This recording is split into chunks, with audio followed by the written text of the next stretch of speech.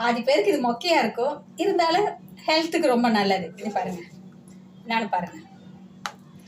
அப்புறம்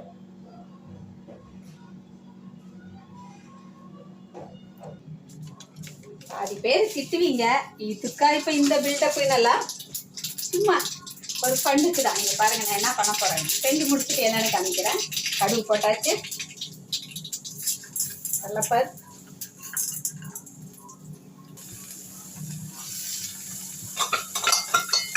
கேரட் போட்டேன்,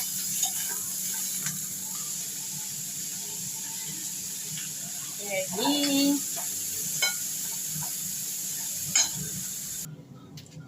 சுட சுட ஆவி பறக்க கேரட் பொரியல் ரெடி. தேங்காய் போட்ட கேரட் பொரியல். இதாங்க இன்னைக்கு வீடியோ எடுத்தேன்.